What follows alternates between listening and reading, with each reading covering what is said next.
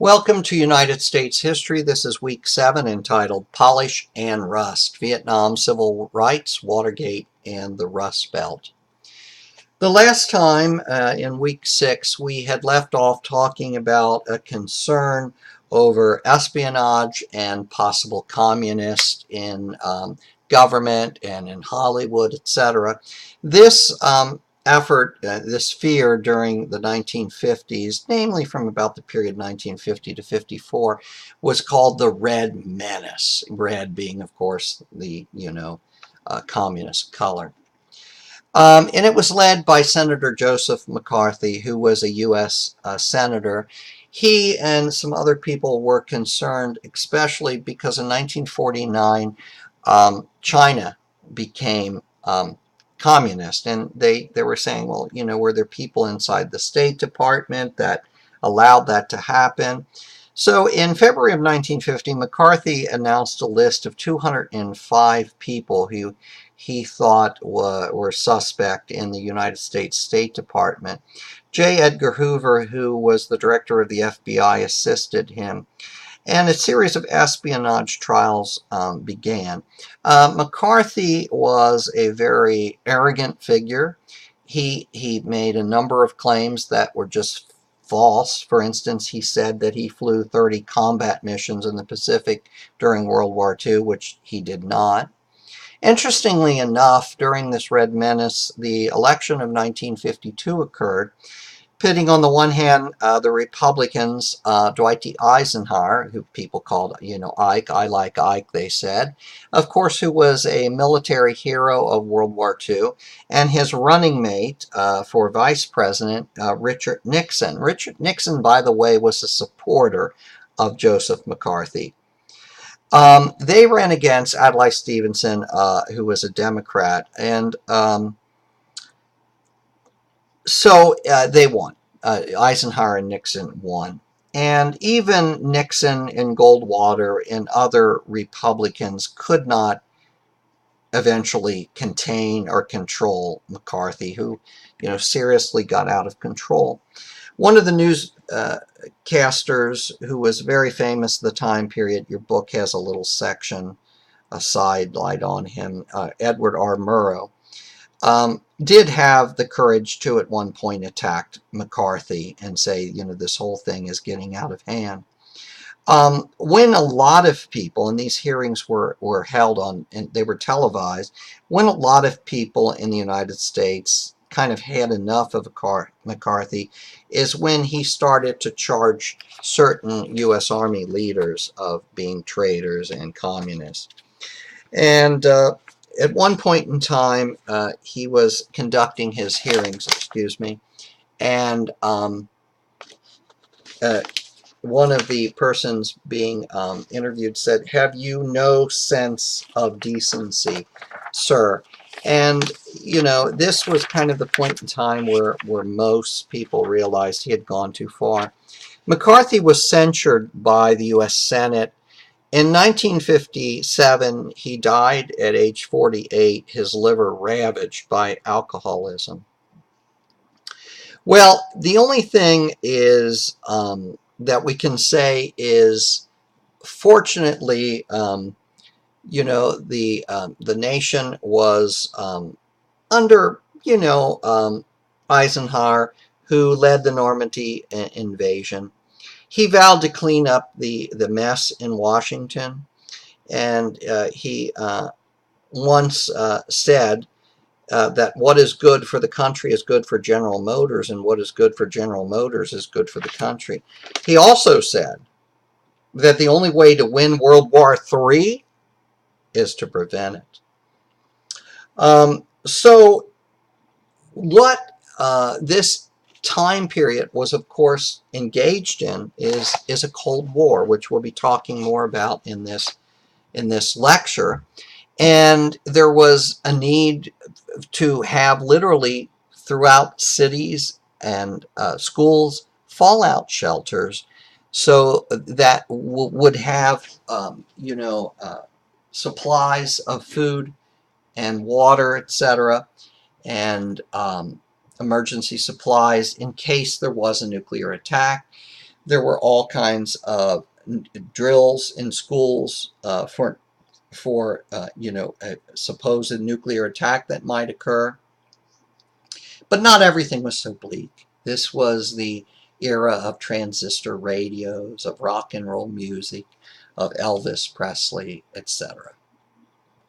Now, Eisenhower was reelected in 1956, and he would be followed in 1960 by the election of John F. Kennedy, who was a Democrat, and people called JFK, who ran against Richard Nixon.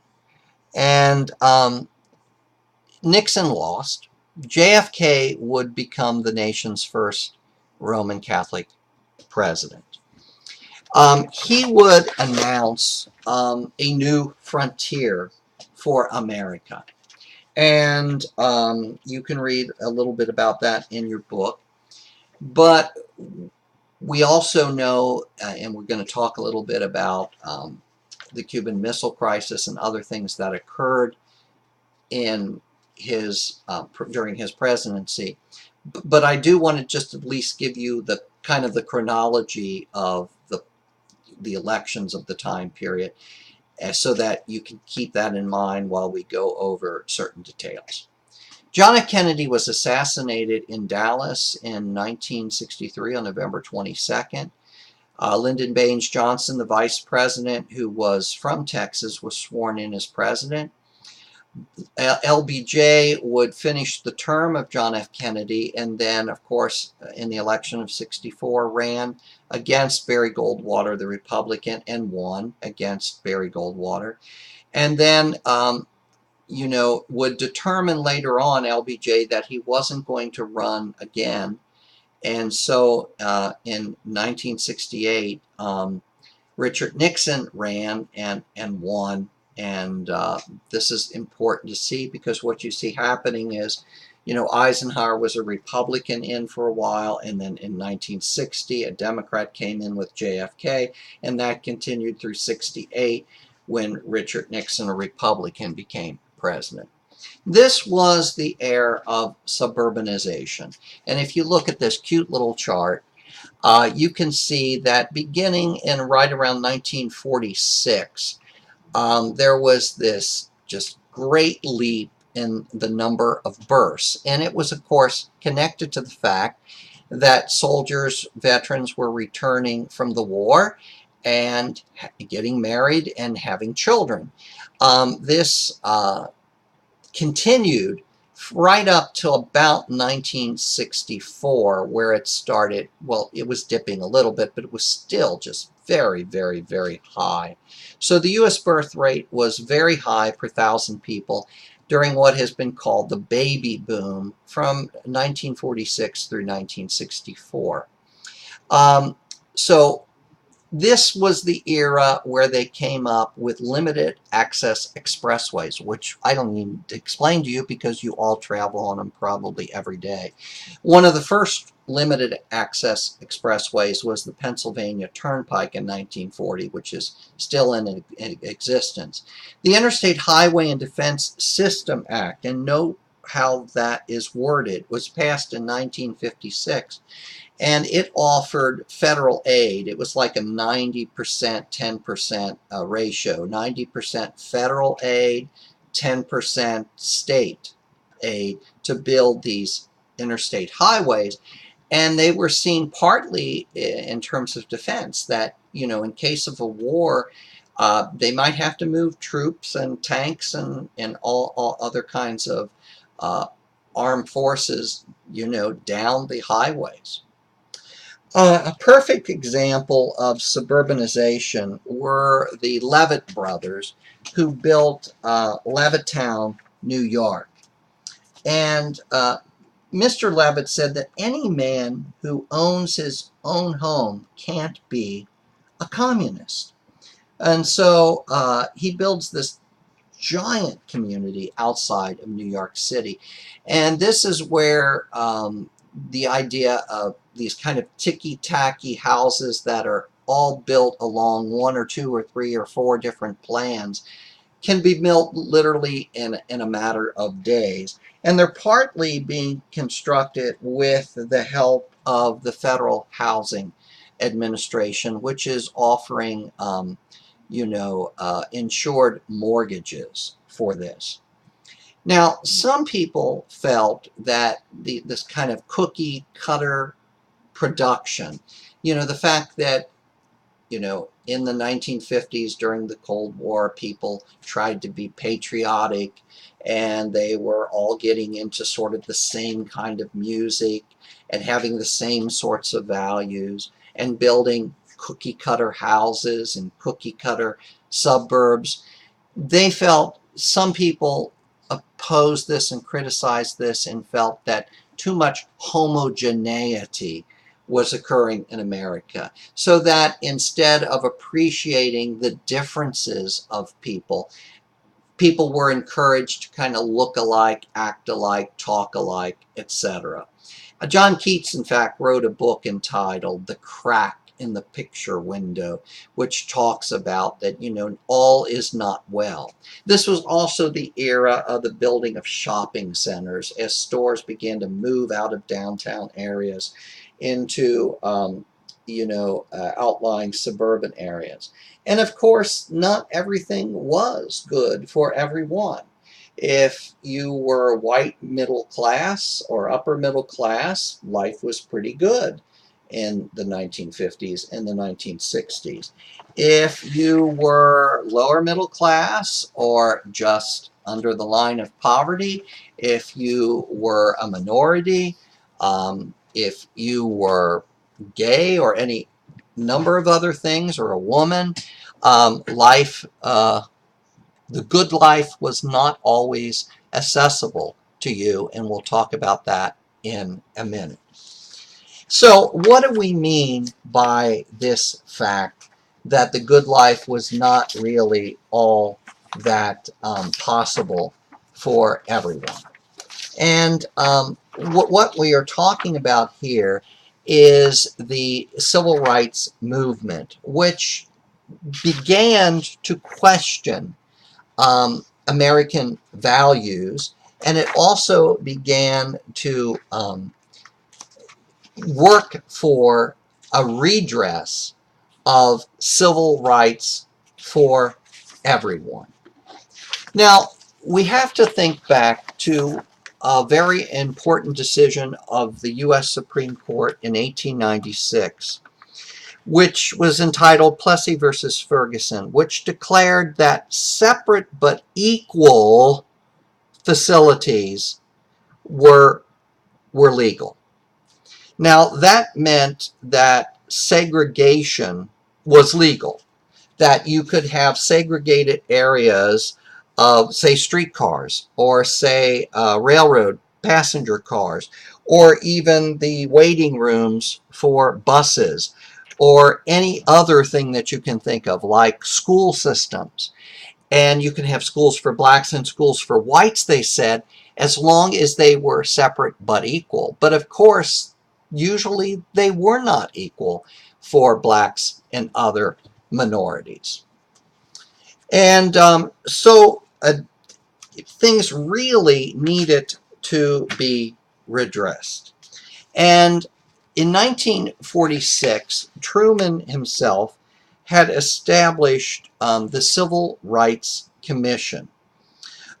Truman had proposed civil rights bills all the way throughout 1948, in fact, but those were defeated in Congress.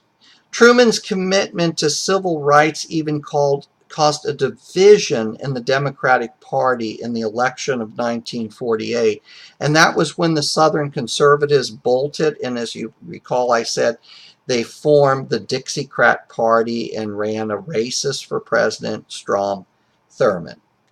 Well, in 1946, Truman appointed the Civil Rights Commission, which produced a report in 1947, that became the first important government call for the total elimination of segregation. Truman did order an end to discrimination and the hiring of federal government employees. And he persisted, and in 1949 proposed civil rights legislation to Congress that would have made lynching a federal crime, would have provided federal protection of black voting rights, would have abolished the poll tax, and established a Fair Employment Practices Commission. And filibustering by Southern Democrats blocked the legislation. In 1954, the U.S. Supreme Court took up the case of Brown versus the Board of Education.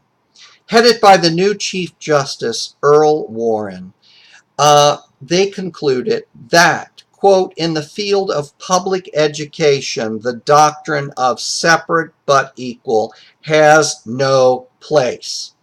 Separate educational facilities are inherently unequal. Now, although they said that, there was strong local and regional resistance to integration, that is, to desegregating the segregated schools.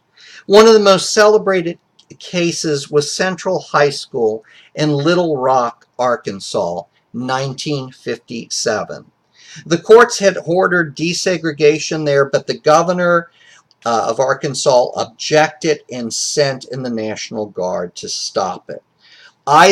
President Eisenhower sent in federal troops, and this became a very famous case where the federal government intervened to allow the desegregation to occur. Another famous case was 1962, where a federal court ordered the University of Mississippi to enroll its first black student, James Meredith. The governor refused the order, and President John F. Kennedy sent in federal troops in order to make it happen.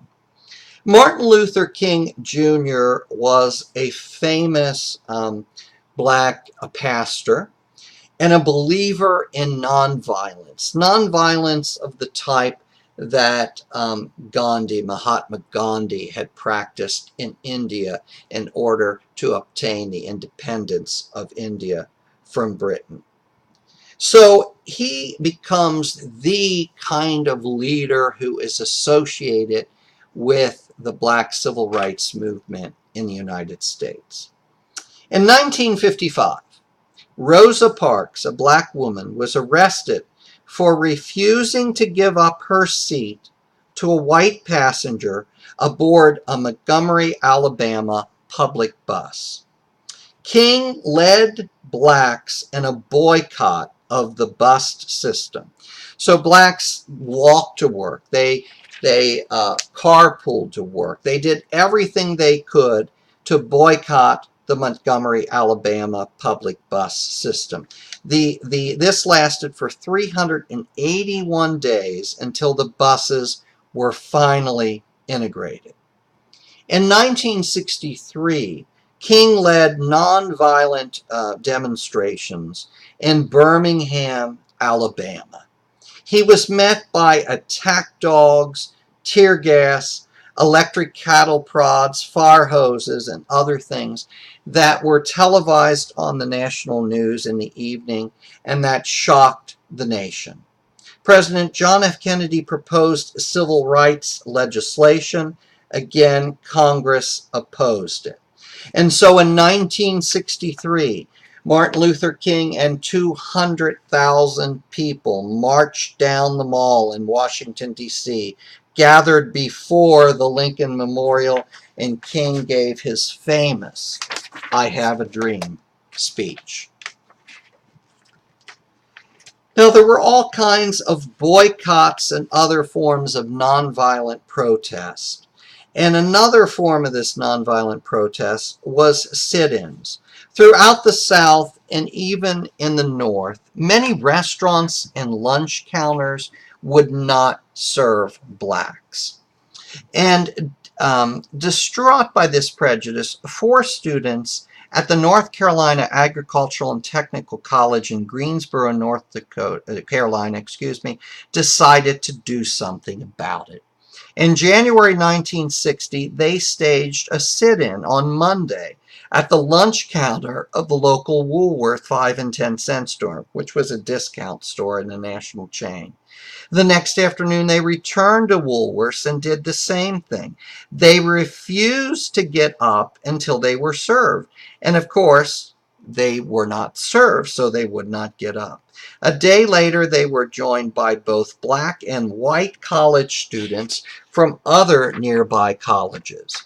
2 days later, students occupied in a sit-in 63 of the 66 lunch counter seats at the Greensboro, North Carolina Woolworths. The new volunteers were trained in the ground rules that protesters would remain passive, they would never raise their voices, never indulge in name-calling. Their movement would be one of nonviolence and Christian love.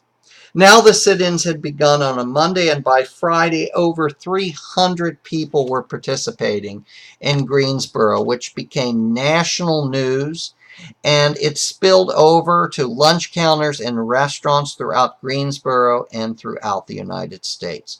The Greensboro merchants initially retaliated and began to have the students arrested. The students, in turn, began to boycott the stores that refused to serve them lunches. When profits at these boycotted stores plummeted by 1/3, the stores relented. 6 months after 4 freshmen sat in at a Woolworths in Greensboro, blacks could sit down at a lunch counter there. The Greensboro sit-ins inspired sit-ins at lunch counters throughout the South, and those tactics were taken up by people all throughout the North and the South as well. Growing out of this nonviolent student protest and sit-ins was an organization established in 1960 called the Student Nonviolent Coordinating Committee, or the SNCC. Now, another thing that occurred were Freedom Riders, and these were organized by the Congress of Racial Equality, or CORE. This was an organization that actually dated from 1942 and had pioneered in the use of nonviolent protest. In March 1961, CORE issued a call for volunteers to conduct freedom rides through the South to test racial discrimination in interstate travel bus terminals. And this, of course, the people who took part in this were called Freedom Riders. They were very often regarded in the South as outsiders, as rabble-rousers. Even the police sometimes refused to intervene. They were met very oftentimes by violence. And so by the mid-1960s, when the nonviolent protests were not bringing, in some people's minds, enough gain, the civil rights movement assumed among some people a more militant and even violent stance, much to the horror of Dr. Martin Luther King Jr. and others. It was partly due as well to a new militancy among whites, especially Southern whites. And so, and some of these whites were involved in all kinds of burning and bombing of homes, of churches, of businessmen, and of riding through black parts of towns at nights and scaring people with gunshots and grenades and bombs. One of the most militant black groups to respond to this white militancy were the Black Muslims, headed by Malcolm X, and offering a more violent response to the violence that was being played up all over the country against them. Now, literally, things were getting frightening for many people throughout the country as the race issue was emerging as a major issue. In the summer of 1963, JFK decided to act on the race issue. He proposed a civil rights bill in June. In support of the bill, 250,000 Americans, black and white, came to Washington, D.C. and gathered before the Lincoln Memorial. That is what we spoke of. Folk ensembles, Peter, Paul, and Mary were there, and others calling for, and this is when Martin Luther King gave his famous "I Have a Dream" speech. Now, Congress dawdled with the bill, not doing anything really, and then Kennedy was assassinated.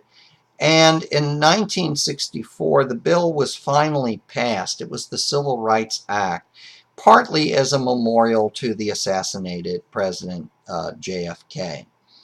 And it prohibited, number one, discrimination in most places of public accommodation. Number two, it authorized the government to withhold federal funds to public programs practicing discrimination.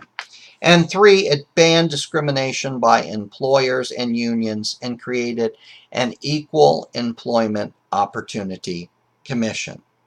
But still, blacks throughout the South were being kept from voting by old-fashioned kinds of Jim Crow laws like poll taxes, etc. So the Council of Federated Organizations organized, along with the CNCC, a Mississippi Summer Project, subsequently dubbed the Mississippi Freedom Summer. And in the summer of 1964, they went south to educate blacks in voting and to enable them to register to vote. This was followed in late 1964 by Martin Luther King and the Southern Christian Leadership Conference to register voters in Selma, Alabama. Their Alabama Governor George Wallace refused to let them march from Selma to Montgomery, and when they tried to do so, they were met by tear gas, nightsticks, chains, electric cattle prods. Again, national attention was focused on Selma. LBJ responded in a televised address that he compared the struggle at Selma to that at Lexington and Concord in the American Revolution. There was also destruction occurring, a destructive race riot, the most destructive one in 2 decades, occurred in a black ghetto called Watts in the city of Los Angeles. It was a 6-day riot. 34 were killed, 900 injured, 4,000 arrested, and $30 million in property damage done. Excuse me, I should have moved this before. In 1968, Martin Luther King was assassinated, and things, of course, erupted in violence again. There was new rioting in over 100 cities that left 46 people dead, more than 3,000 injured, some 27,000 arrested, and $45 million of property lost. In 1968, a fair housing bill was passed by Congress called the Civil Rights Act of 1968. It outlawed number one, racial discrimination and the sale and rental of housing. And number two, it also outlawed discrimination in jury service.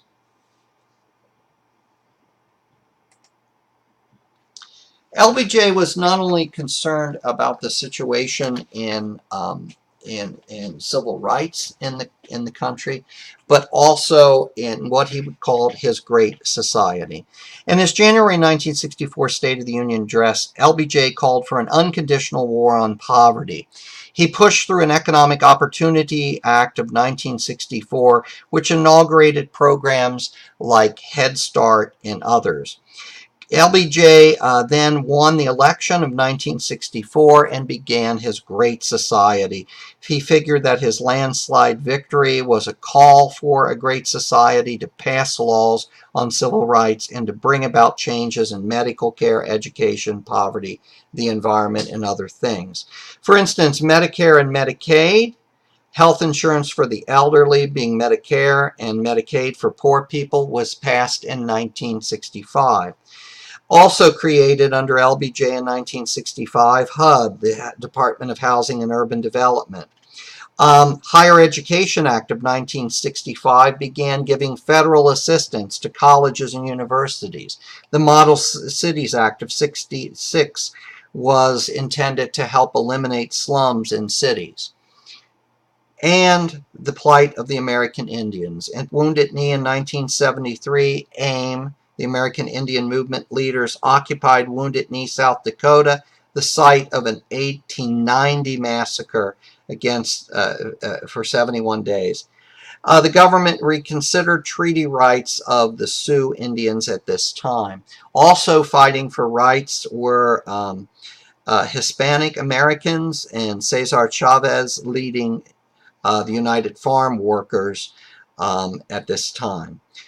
Gays and lesbians in a gay bar called the Stonewall Inn in Greenwich Village proceeded to fight in 1969 for their own rights to have their own places of assembly. It led to 5 days of fighting that came out of Stonewall as well. And then Betty Friedan and others founded NOW, the National Organization of Women, to promote women's rights. They and others fought for an Equal Rights Amendment to end gender discrimination. 3/4 of the states were needed to ratify it, and by 1982, only 35 of the necessary 38 had actually done so. Well, getting back to foreign affairs, we're taking a look at this map and seeing where Cuba is, which was right off the coast of Florida. Let's take it back a little bit. Spanish-American War. The U.S. joined the sides of Cuban revolutionaries against Spain, and in the treaty ending the war, Spain gave up Cuba. The American government ruled the island until 1902, when the Cuban Republic was established. The Cuban Constitution incorporated provisions of the Platt Amendment, which recognized the right of America to intervene in Cuba. And the U.S. did intervene in 1906 and stayed until 1909, and then intervened again in 1912. Well, in the 1950s, Fulgencio Batista regime that ruled over Cuba was clearly corrupt. And Fidel Castro and his followers wanted to end the corrupt Batista regime, and they gained control of the government in 1959. Batista subsequently fled Cuba and went to Spain. The Castro regime became increasingly leftist, and in May 1961, he declared Cuba to be a socialist nation.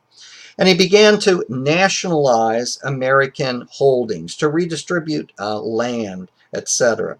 The U.S. inaugurated a trade embargo against Cuba in response in October 1960 and severed diplomatic relations in January of 1961. Now,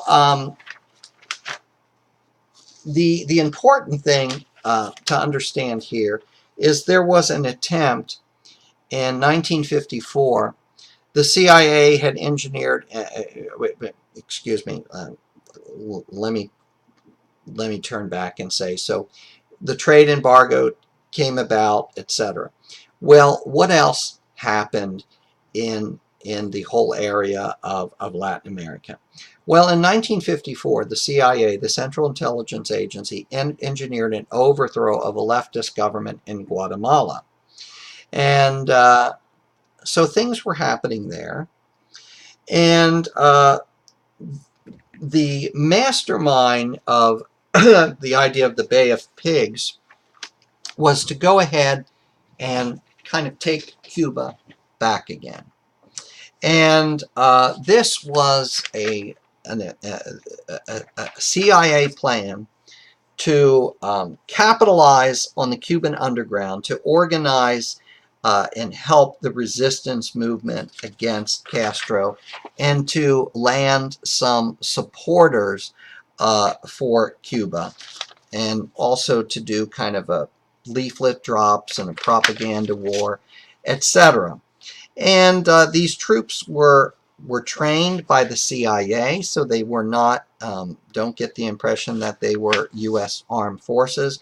They were not. This invasion of Cuba by CIA trained forces was approved by John F. Kennedy, and it was a complete and utter failure. Now, meanwhile, there were other problems that had to be contended with. There were problems in the city of Berlin where the Soviets had actually decided to build a wall that would separate East Berlin from West Berlin. And then finally, in the summer of 1962, the Cuban Missile Crisis occurred. American intelligence discovered that Soviet technicians had come to Cuba with military equipment. It was first thought that these weapons were defensive, but then in October, the United States discovered that the Soviets were constructing offensive nuclear missile sites in Cuba. So in October of 1962, President JFK announced a naval and air blockade around Cuba to prevent further offensive weapons from arriving. Khrushchev agreed finally near the end of October to remove the missile bases in exchange for an American pledge not to invade Cuba. This was a time period which, of course, since the breakdown of the Soviet Union, the fall of the Soviet Union, and the opening of their archives, where the United States and the Soviet Union were closer to nuclear war than at any time in the history, really, of the Cold War. We need to probably go ahead fairly quickly through all of this. And that is talk just a little bit about 1968, which was a horrible year. That was the year that Martin Luther King was assassinated in Memphis by James Earl Ray. That was the year that riots in 100 American cities followed. And that was the election year of 1968, which was literally a confused mess. And Robert Kennedy, who was the brother of John F. Kennedy, was running for on the Democratic side, and he was assassinated in 1968 by Sirhan Sirhan, a young Arab nationalist who had been incensed really by RFK, Robert Kennedy's support of Israel. So Humphrey ended up winning at the Democratic convention the nomination to be president, and again that was made possible because of the assassination. He ran against Nixon, who said that he would end the war in Vietnam and win the peace. And then an American, an independent General, George C. Wallace, who was a racist of California, also won. Well, we all know the story of what happened, and that is Richard Nixon won the election. But it did show the division in America, the racists who were still in place, and the worry over the war. Slowly, Nixon decided on what he called Vietnamization, which meant that he would train more and more the Vietnamese themselves to fight the war. And but still, people were opposing the war all over. And at Kent State, a peaceful demonstration was broken up by police firing, and the whole situation was becoming untenable. It was becoming untenable domestically, and it was becoming untenable militarily as the city of Saigon fell and the Vietnam War actually spread into neighboring Cambodia. Now, one bright moment was July of 1969, Apollo 11, Neil Armstrong and his comrades, the first man on the moon. Well, all of this was a period of disillusionment, but also of détente. And détente really was a cooling of the Cold War tensions and trying, the Soviet Union and the United States trying to come to some sort of agreement on limiting nuclear weapons. There was a counterculture during this period that disdained and criticized what they saw as the emptiness, the hollowness of American society. And so they sort of defied the American society of most people, and they did that through drugs like marijuana, LSD, long hair, becoming so-called hippies and joining communes.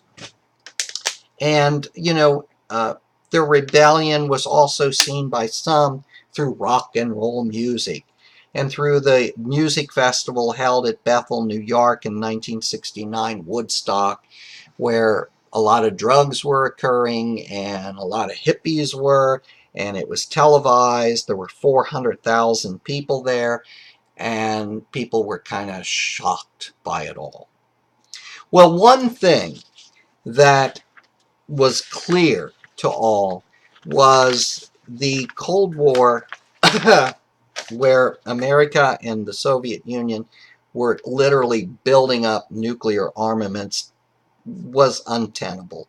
It was not possible to continue economically, politically, or anything else. Henry Kissinger was Richard Nixon's Secretary of State. And he felt that rather than deal with this old idea of a bipolar world, you know, the Cold War of the United States versus the USSR, that really it was a multipolar world, that there were other people, there were Western Europeans and third world countries and Japan and China. And Nixon drew on the theories of his Secretary of State, Henry Kissinger, who was a longtime student of 19th century European balance of power. And one of the things that Kissinger and Nixon thought is they could balance out the power struggle between the United States and the Soviet Union by getting China involved, by cozying up to another communist party, another communist nation, and that is China. In July 1971, Henry Kissinger visited the People's Republic of China, and then Nixon himself visited the People's Republic of China, or mainland China, communist China, in February of 1972.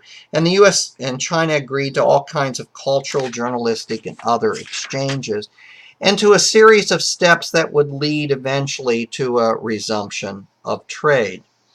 The Soviet Union, at the same time, Kissinger was working with them at Helsinki to come up with new accords, and these were called the SALT talks for short, the Strategic Arms Limitation Treaty. And the idea was to reduce the number of arms, especially the number of military arms.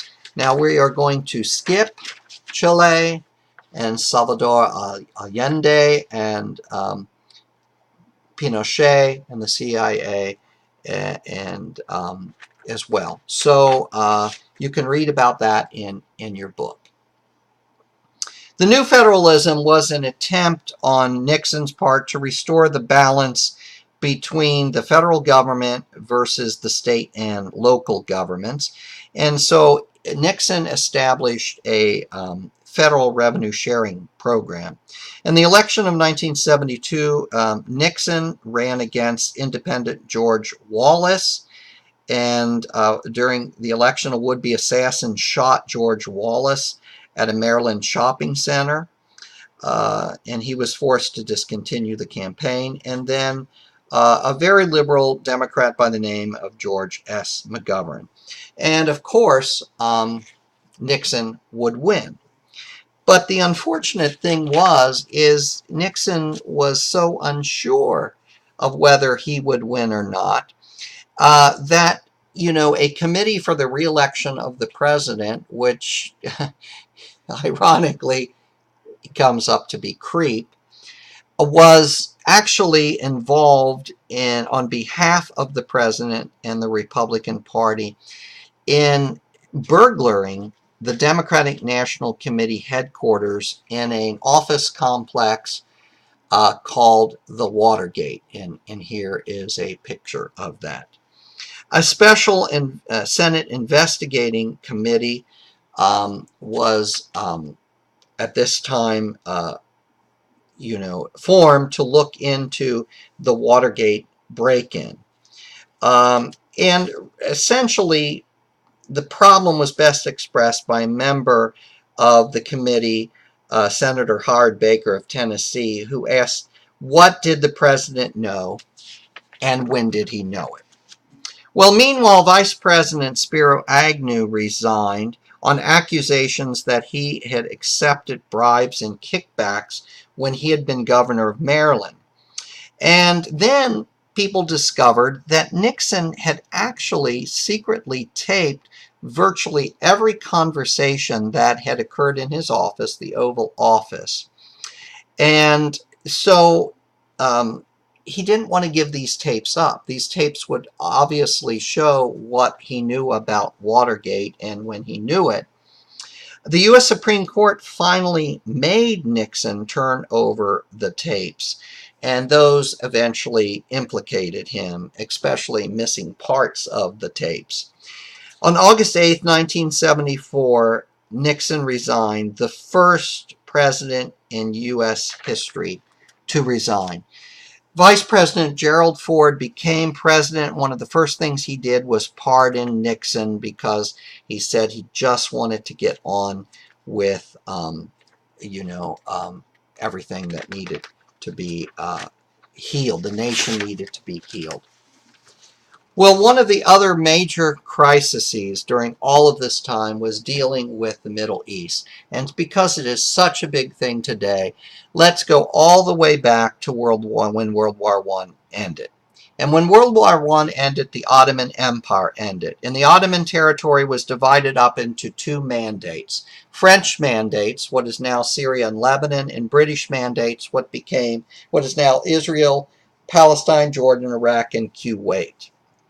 There was also a movement of Jews that went all the way back to the 19th century, which argued that Jews would never really be treated right unless they had their own homeland, unless they went back to Israel, they went back to Palestine.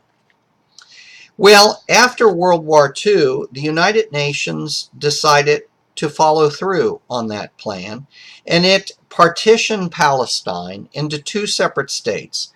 One which was Jewish and the other was Arab, but the city of Jerusalem would be under international control. The Arab Palestinians rejected this partition plan. The Israeli Jews accepted it.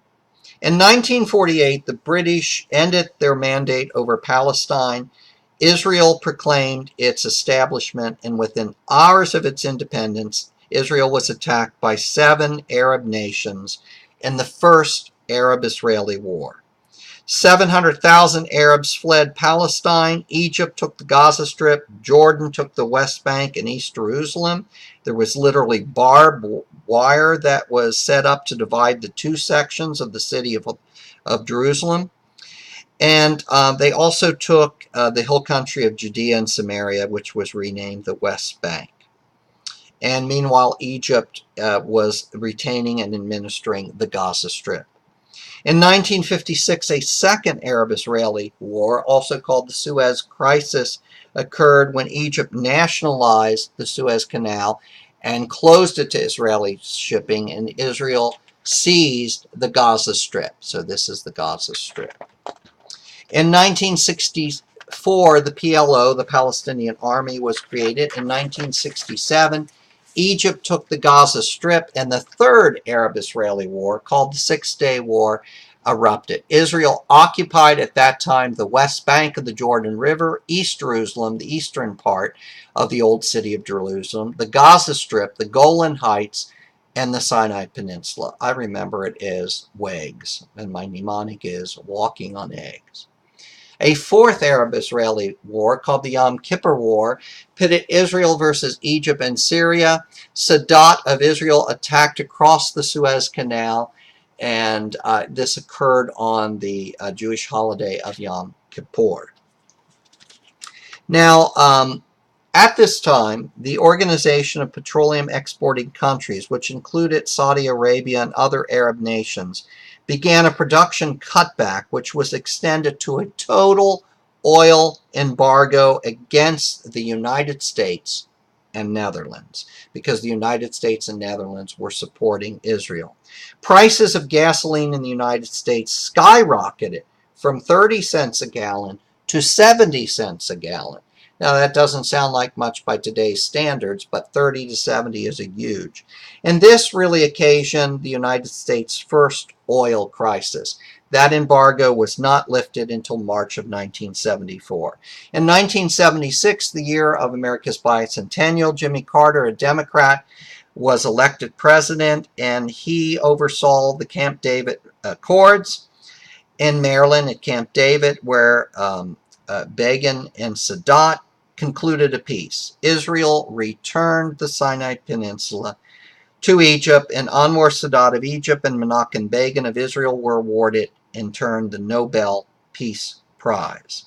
This was followed by an official peace treaty between Egypt and Israel in 1979, and withdrawal was completed by 1982. It was during the administration of Jimmy Carter that the United States returned the Panama Canal to Panama and also officially recognized Red China, the People's Republic of China, as the true China. There was also, at this very end, the Shah of Iran, who had been in power for more than 30 years. He was supported by the United States, was very authoritarian and repressive. In January of 1979, he was thrown from power, the Shah of Iran, and went to Mexico and then to New York for treatment of cancer. At least that was the ostensible reason. The Ayatollah Khomeini took over, and they demanded, on November 4th of 1979, an armed mob took over the American Assembly in Tehran and demanded the return of the Shah with all of his assets, because he was a multi-millionaire, returned to Iran. The U.S. refused, and over 50 American hostages were held. And meanwhile, the Soviet Union had invaded Afghanistan, and in retaliation, the U.S. boycotted the 1980 Summer Olympic Games in Moscow. This really kind of enabled Ronald Reagan to become president in 1980. He ran against Carter, Jimmy Carter. Reagan won. The hostages were subsequently released. Reagan became known for supply-side economics. His idea was to drop taxes, to decrease taxes, and to put money on the supply side, in the hands of corporations and people, and that that would hopefully increase production. He offered one of the, with Congress, largest tax cuts in history. That was the Economic Recovery Tax Act of 1981. He also began deregulating airlines, banks, savings and loans, less regulation. And unfortunately, not all of this went well, and in 1982, a major recession occurred. Nonetheless, in 1984, Reagan was re-elected. By 1988, George H.W. Bush, the first Bush, was elected.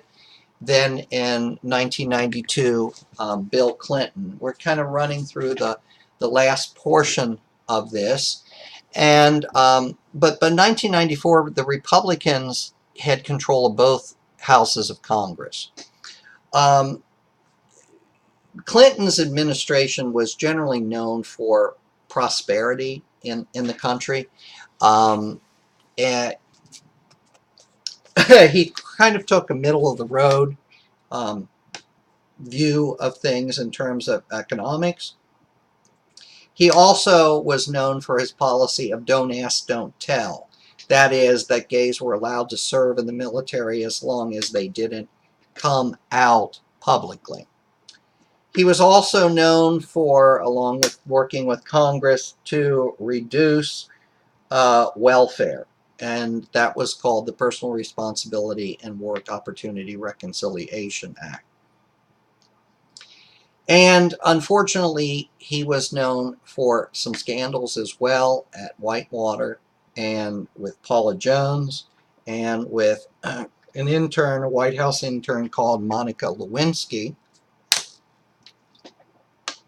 By the way, at the time I was working at Thomas More College, and I had the only White House interns of all the regional colleges and universities in the Clinton White House.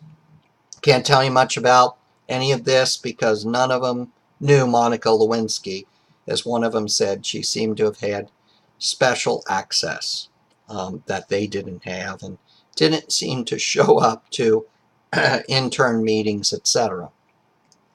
This all led to an attempt to impeach Clinton as president. A couple more things that you might want to check the book for is Clinton was big on free trade, was the North American Free Trade Agreement and GATT, the General Agreement on Tariffs and Trade. A couple more things that you might want to look at that are not as important are nonetheless activity of the United States in Central America with the Cold War, in Nicaragua, and in El Salvador, and you can look at that. But the most important thing here is détente in the New World Order. Mikhail Gorbachev in 1985 became General Secretary of the Communist Party, declared glasnost and perestroika, that is openness, economic restructuring. By 1989, communism, for many reasons, but mainly economic, collapsed in Poland, Hungary, Czechoslovakia, Romania, and Yugoslavia. And on November 9th of 1989, the Berlin Wall was opened. 1990, East and West Germany were unified, and in 1991, communism collapsed in the Soviet Union and the Russian Federation was formed. 1992, Czechoslovakia peacefully split into two nations, Slovakia and the Czech Republic. And as you can see here, clearly as you can see here, the Cold War was over, right? Now, one of the places affected in the Balkan Peninsula was Yugoslavia, which had been a mess before World War I, had brought about the assassination, if you remember, of the Austrian Emperor's nephew and heir, Archduke Franz Ferdinand, had created, well, not created, been the ostensible reason for the beginning of World War I. Nazi Germans occupied what was known as, Yugoslavia, and then the former Yugoslavia, in this end of the Cold War, broke up into all these separate patchwork of nation states. And the end result was, unfortunately, ethnic warfare grew up between Christians, and it was always there underlying in the surface of Yugoslavia, but it erupted in genocide in Croatia, Slovenia, and Bosnia-Herzegovina, which were among, there's Slovenia, Croatia, Bosnia-Herzegovina, there's Serbia. And the end result was that NATO in 1994 went to war for the first time in its half-century of existence. The Dayton Peace Agreement in Dayton, Ohio at Wright-Patterson Air Force Base ended the war in Bosnia-Herzegovina, and the Serbian president in 2000 Slobodan Milosevic resigned and was accused of war crimes. The EU, the European Union, assumed its peacekeeping operations in Bosnia and Herzegovina. And again, we referred to Iran, the Shah of Iran. Talk a little bit about that. Talk a little bit about how Afghanistan was first invaded by the Soviet Union and then taken over by the Taliban, and of course then became involved in a number of other things, dealing with Osama bin Laden, and of course 9/11, which I think most of you know all about. But if you don't, I detail the three different attacks that occurred on that day, and over 3,000 people died.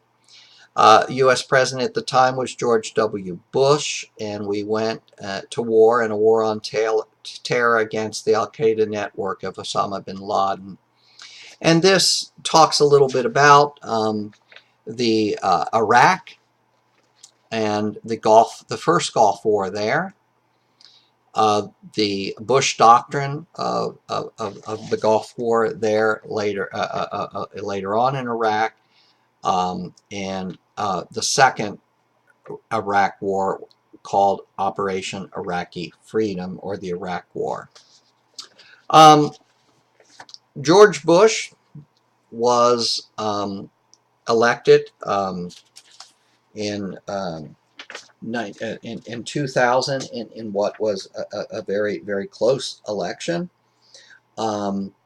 He wanted to reorganize standards in schools so that every school in the U.S. would meet annual testing standards, and so he's known for what was called No Child Left Behind. He's also known for a prescription plan, Medicare prescription plan for the elderly, that was passed in 2003 called Plan D. In August of 2005, Hurricane Katrina struck New Orleans, Louisiana. It struck Alabama, Mississippi. Levees broke, inundating the city with water. That was one of the horrible tragedies to strike during the Bush administration, the second Bush. In fall of 2008, there was a major economic recession that occurred under Bush Jr., and that was the largest economic meltdown recession since the Great Depression of the 1930s. In 1 year, the net worth of the U.S. dropped $11 trillion. A troubled asset relief program of $700 billion was set up to buy some of these troubled assets. And then in 2008, Barack Obama won an election against John McCain, the Republican candidate and a Vietnam War hero.